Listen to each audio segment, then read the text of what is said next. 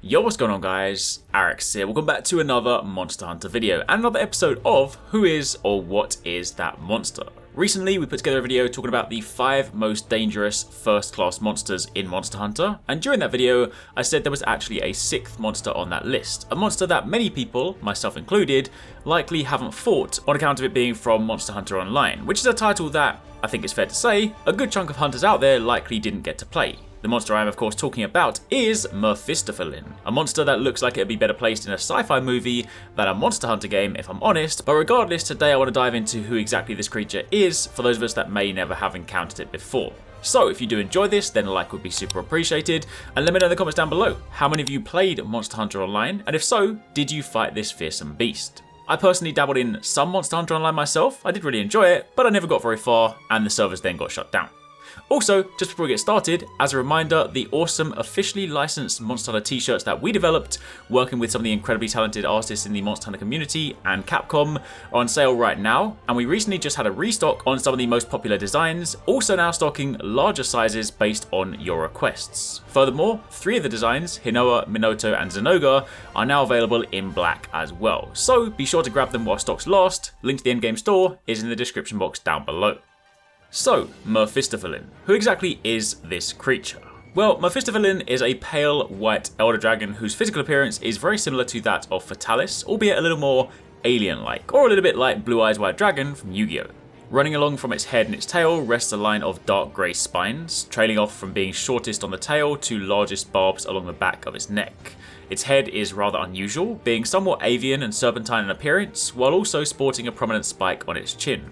The dragon's wings are also abnormal in their appearance, being almost devoid of any sort of membrane in between, yet this beast seems to somehow retain the ability to fly. Its wing membrane appears when it enters one of its elemental states, and on the chest is an assortment of ribcage-like barbs that normally stay closed around its purple chest cavity.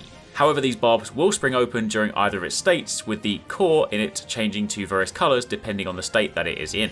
This Elder Dragon is also very aggressive and territorial and will attack any and all trespassers in its territory. Merphistophelin can also become enraged as well during its fight after sustaining enough damage. It's a unique Elder Dragon that is capable of utilising both fire and dragon elements by using the core on its chest to enter the respective element state or return to its original neutral state.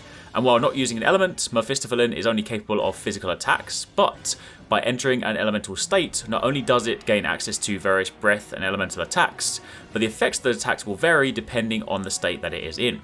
While it's in its fire state, Merphistophelin gains access to a heated beam attack, and if it chooses to crawl on the ground, it will ignite the ground underneath it. These ignite spots will then inflict fire blight on hunters who step on them, and while in this state, it tends to use its crawl attack.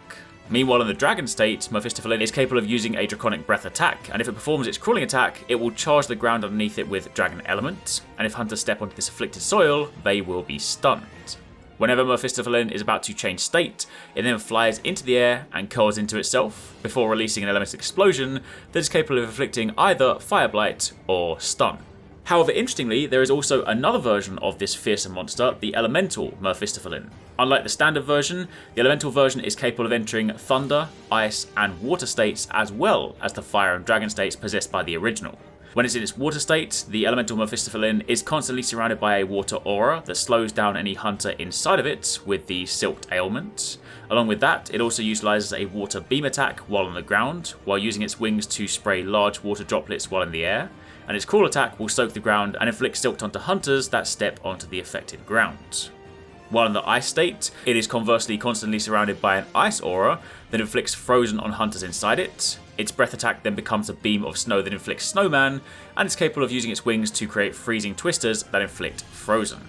Then whilst in its thunder state, it becomes capable of using electrical breath attacks that inflict paralysis while either grounded or airborne, and its crawl attack also charges the ground underneath it, paralysing hunters who step into the charged area. Elemental Merphistophelin's fire and dragon states are identical to the original versions of those states, and also, like the original, it also releases explosions whenever it switches elements, with its thunder, ice and water explosions inflicting paralysis, snowman and silt respectively. So it's fair to say, this is, without question, quite a dangerous monster, and it's no wonder it's got the first class most dangerous classification. But that, my friends, is pretty much it. That's a look at another monster you may not have seen or encountered before, and one that was indeed very, very dangerous. Hopefully you guys enjoyed this video. If you missed some of the recent content, you can check out one of these linked on screen right now. But otherwise, be sure to keep it locked for plenty more Monster Hunter.